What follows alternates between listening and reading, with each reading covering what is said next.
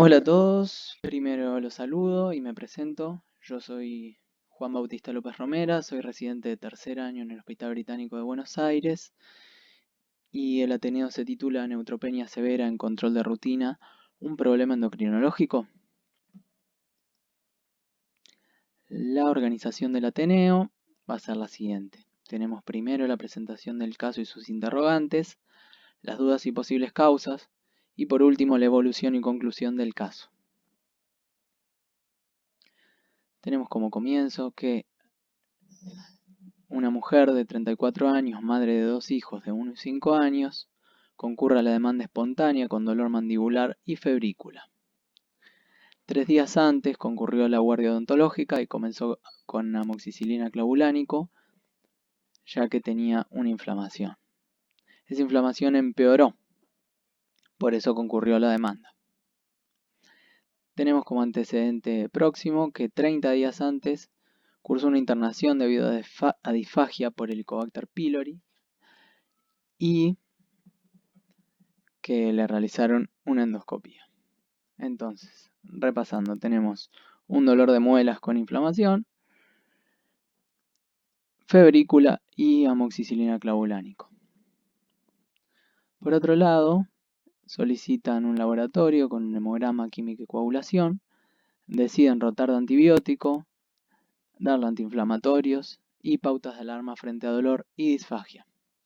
Como antecedentes de relevancia, tenemos que tiene una comunicación interventricular congénita, pero con controles anuales, y presentó colestasis en ambos embarazos. Tenemos entonces el primer laboratorio. Un coagulograma normal. Tenemos una química con un sodio levemente disminuido, una glucosa normal, urea y CREA normales, un colesterol total normal, ALT y AST normales también, una FAL un poco aumentada, una PCR aumentada y una bili total levemente aumentada también. Habíamos dicho igualmente que ella ha tenido episodios de colestasis. Tenemos por otro lado el hemograma, que tenemos en cuanto a la serie roja una hemoglobina de 10,9 y un hematocrito de 32, o sea, una anemia leve. Tenemos también un BCM bajo, por lo tanto es microcítica. Y en cuanto a la serie blanca tenemos 3800 blancos, que es un valor un poco disminuido respecto al valor esperado, pero tenemos unos neutrófilos de 1,2%, es decir, menor a 100. Es un valor crítico y debe ser avisado cuanto antes, previa confirmación por frotis, por supuesto. Tenemos además plaquetas normales y eritrosedimentación levemente aumentada. En el frotis de sangre periférica se confirma la neutropenia, no se ven ni blastos ni granulaciones tóxicas y tenemos algunos linfocitos activados. Se decide la internación con aislamiento para estudios complementarios y tratamiento profiláctico. Vamos a hablar un poquito de los neutrófilos como para entrar en tema únicamente. Tenemos que los neutrófilos que nosotros vemos en sangre solo corresponden al 2 o 3% de los neutrófilos totales durante el brevísimo periodo de 1 o 2% de su vida. Es una foto únicamente y tenemos que la mayor parte del tiempo están en médula ósea, luego pasan a sangre periférica donde están de 3 a 6 horas y luego pasan a los tejidos donde están 2 a 3 días para finalizar su ciclo de vida. Es decir que los valores fluctúan mucho en poco tiempo. Tenemos que la neutropenia se puede estudiar desde el valor numérico y se clasifica en leve, moderada, severa y agranulocitosis según lo bajo que estén los neutrófilos. La neutropenia implica también susceptibilidad a infecciones y fiebre, ya que los neutrófilos son los principales encargados de la inmunidad innata y de las tareas de fagocitosis.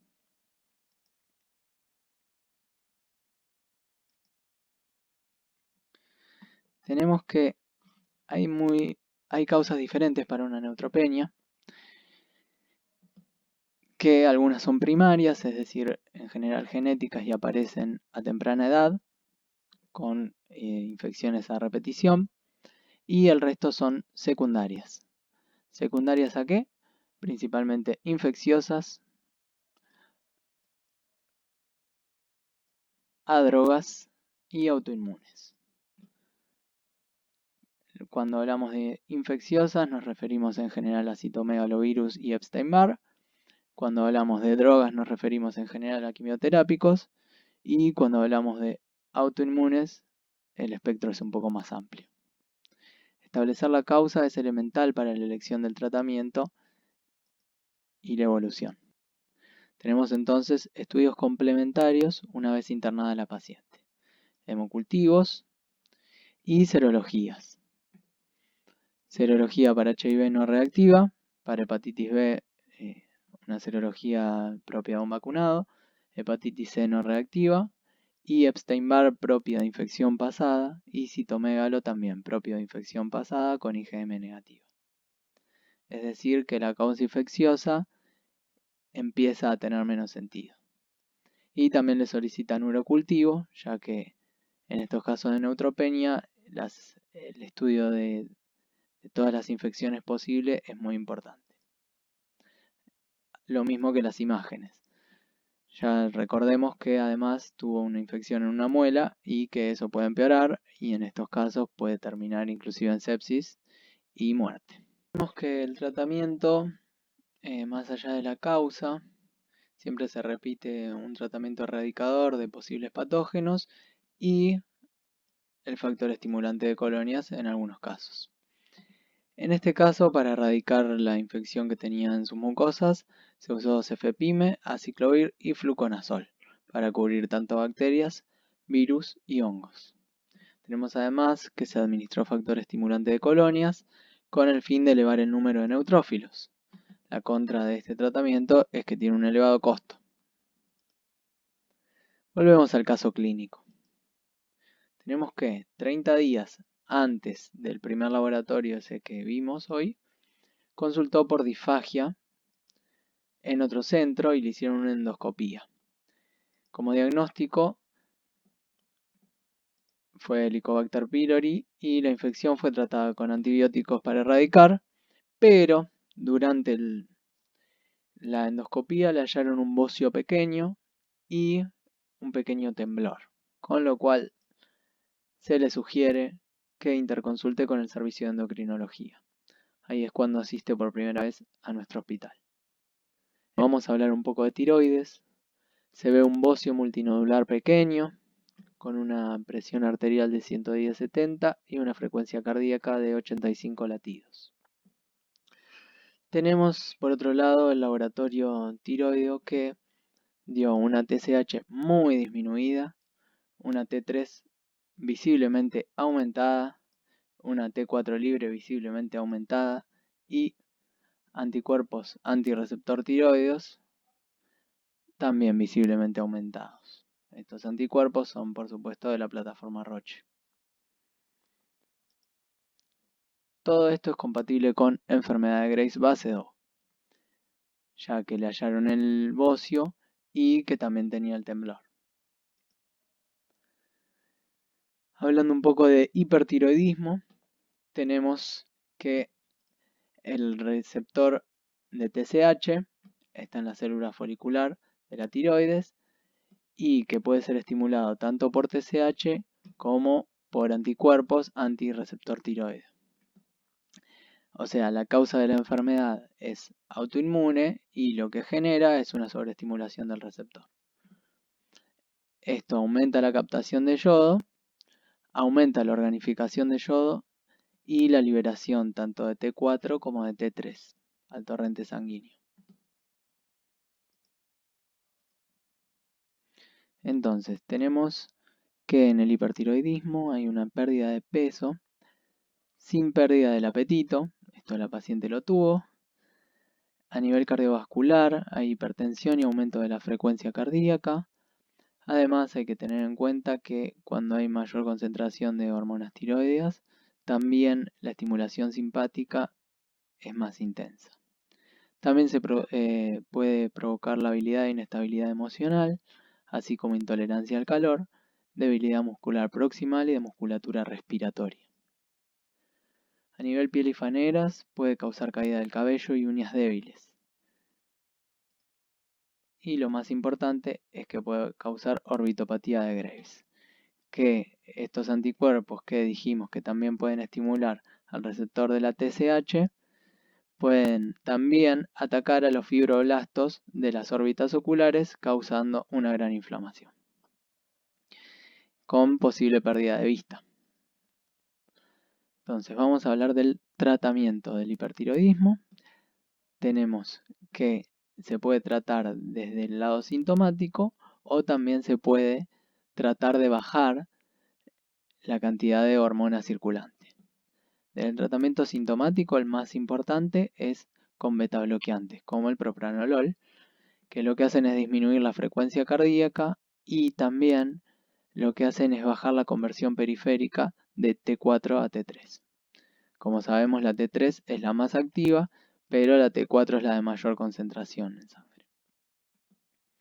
Después tenemos el Lugol, que tiene justamente yodo y lo que hace es bajar la organificación del yodo. Es decir, el yodo mismo actúa como inhibidor cuando la concentración es alta. Por otro lado tenemos el carbonato de litio, que el litio lo que hace es inhibir la liberación, es decir, que las hormonas ya formadas se quedan en la glándula y como no salen a sangre, se tienen los síntomas propios. Después tenemos los fármacos antitiroideos como metimazol y propiltiuracilo, que ahora vamos a detallar un poco más, y el iodo 131, que es un iodo radioactivo, que lo que hace es destruir la glándula, y la cirugía. Estos se consideran tratamientos definitivos.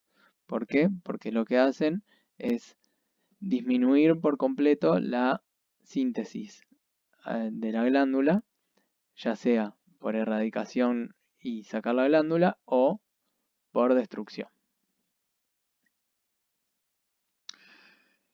Bueno, vamos a hablar del metimazol y propiltiuracilo. Son lo que se consideran fármacos antitiroideos. Tienen más de 60 años en el mercado y en Argentina solo tenemos el metimazol. Actúan a varios niveles a nivel de la tiroides.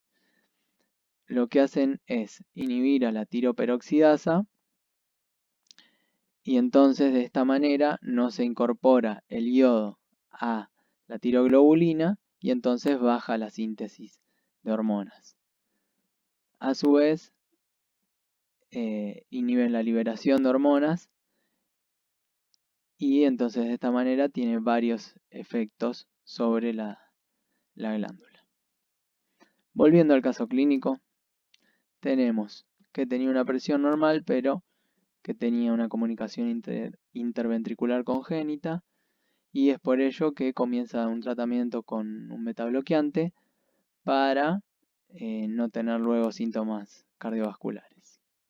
Pero también comienza con metimazol para disminuir la cantidad de hormona circulante. Es decir, acá tenemos el tratamiento de los síntomas, pero también de paso la disminución de la conversión periférica de T4 a T3. Y del lado del metimazol tenemos la inhibición de la tiroperoxidasa, la reducción de la organificación y de la oxidación del yodo. Es decir, baja la síntesis. Entonces, antitiroideos, metimazol principalmente, que es lo que tomó la paciente. Pueden cursar con aumento de TGO y TGP, ya que se metabolizan en hígado. Pueden cursar con dolor articular. Pueden dar rash cutáneo. Y a nivel del tracto gastrointestinal pueden dar emesis y pueden dar malestar con diarrea.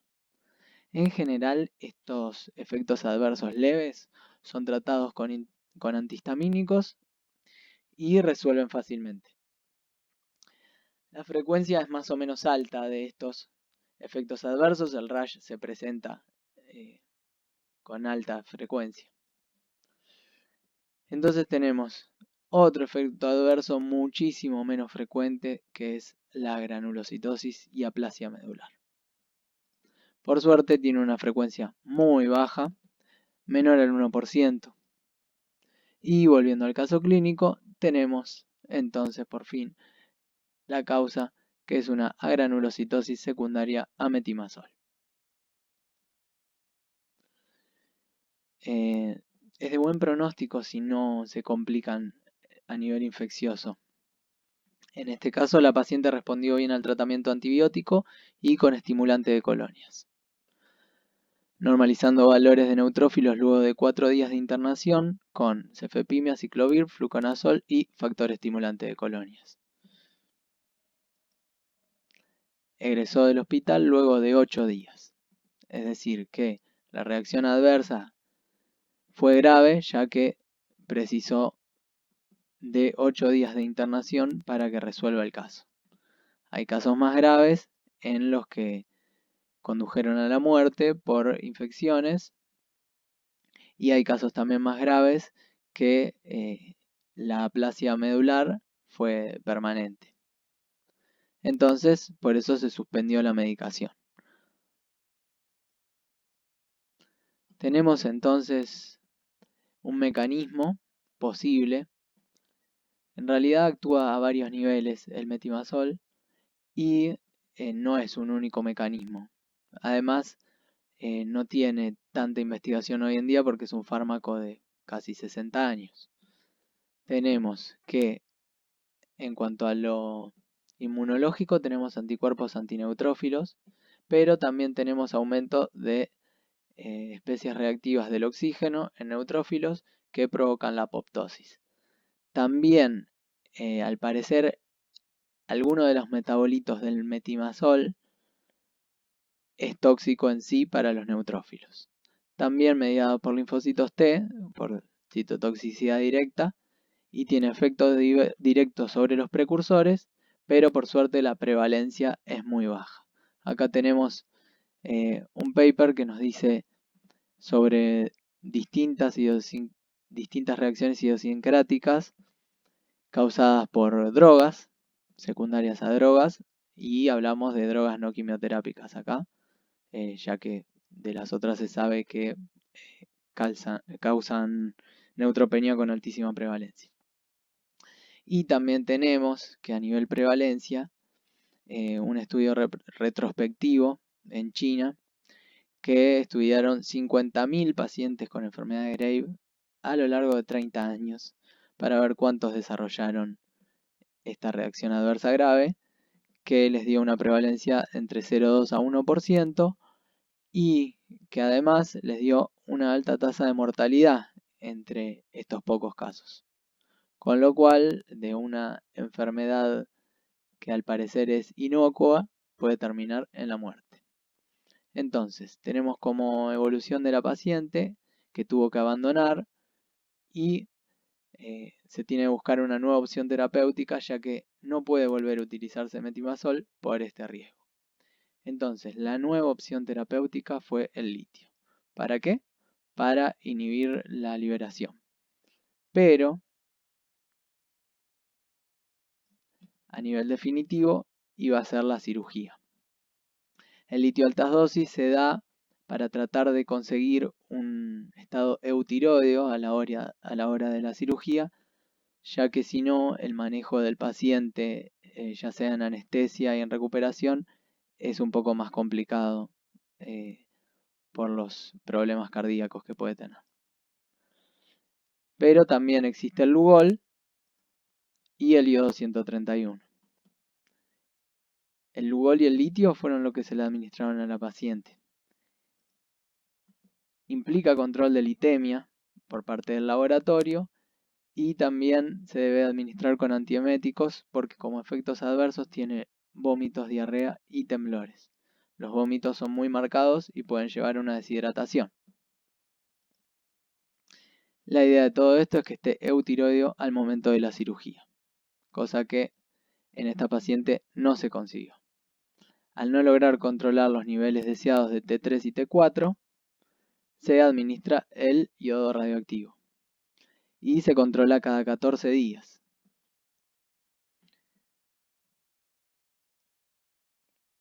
Continúa con litio además para seguir disminuyendo la liberación de hormonas.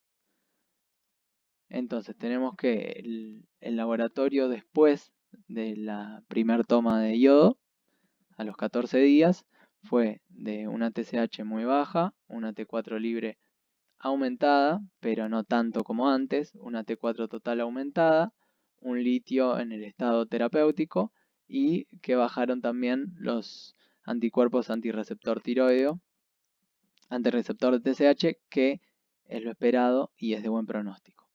Entonces, tenemos una disminución leve en un principio, pero como evolución tenemos que a los 5 meses después del tratamiento con yodo, aumentó muchísimo la TSH, tenemos una T4 libre prácticamente indetectable, al igual que una T3 y una T4 prácticamente indetectable. Con lo cual, por ahora, la paciente se encuentra en estado hipotiroideo inducido por yodo 131. Es decir, que es lo esperado por la terapéutica. ¿Qué es lo que causa también? Y un aumento de peso. La paciente aumentó 13 kilos y es por eso que es un poco difícil la adherencia al tratamiento. Entonces tiene que comenzar la administración de levotiroxina oral, ya que esa glándula en ese momento no fabrica más hormonas tiroides.